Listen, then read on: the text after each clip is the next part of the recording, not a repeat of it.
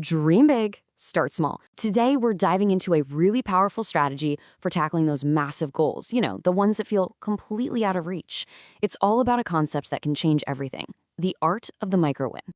So, let me ask you something. Have you ever had a dream that felt so big it was, well, just impossible?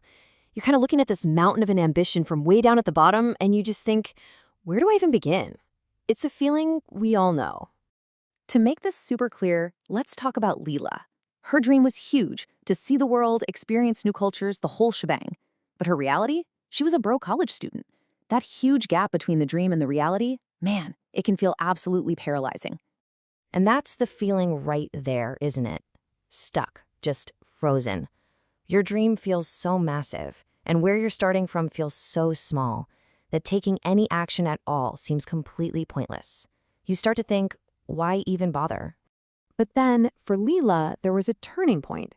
She came across this one single idea that would totally reframe her entire approach. It was a concept so simple, but it was about to change her mindset and, well, ultimately, her life. And here it is. This is the core idea, the micro win. So what is it?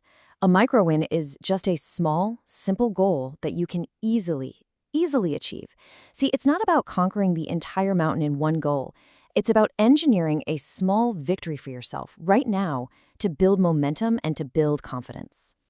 And check out how small her first goals were. This has nothing to do with plane tickets or learning a language. Just wake up 15 minutes earlier. Go for a walk after dinner. The key here wasn't the action itself, but the fact that they were so simple, they were basically impossible to fail. She could get a win today. And here's the really crucial part. These tiny little wins started to rewire how she saw herself. The story in her head began to change from "I'm stuck" to "Hey, I'm someone who actually does what they set out to do." That small shift in identity was the psychological fuel she desperately needed. So let's see what happened next. That little spark of confidence, it didn't just fade away. It became the foundation for something so much bigger. She started to use that momentum, and her tiny steps started turning into some pretty significant strides. And now look at how her goals started to evolve. They began to point directly at her dream: saving money for a ticket, learning a new language, making a vision board. These were things that probably felt huge and impossible before. But now, they were just the next logical challenge, all because those first small wins had proven to her that she was capable of making progress. Now, of course, this wasn't a perfect, straight-lined success. I mean, come on. There were definitely moments of doubt, times when she absolutely felt like giving up. But the big difference now was that she had a process she could trust. She had real, tangible proof from her past wins that small, consistent steps would eventually lead her somewhere important. This timeline just shows it all so perfectly. You can really see the compounding effect of just being consistent.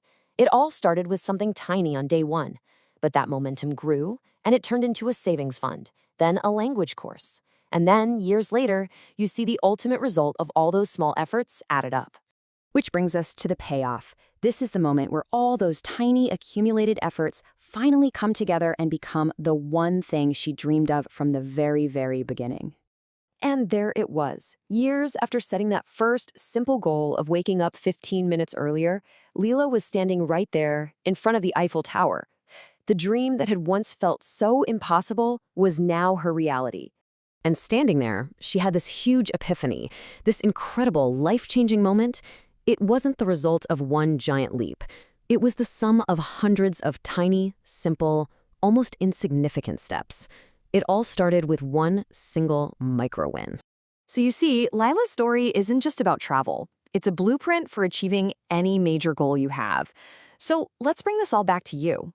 What's the takeaway here? And more importantly, what's your first step? Okay, so here are the core ideas to really hold on to.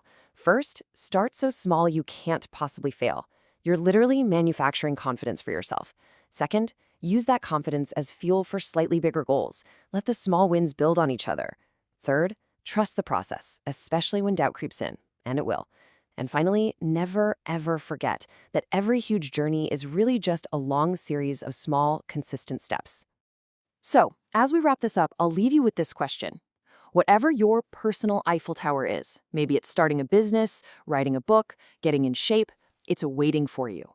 The only thing you need to figure out right now is, what is your first deceptively simple micro win?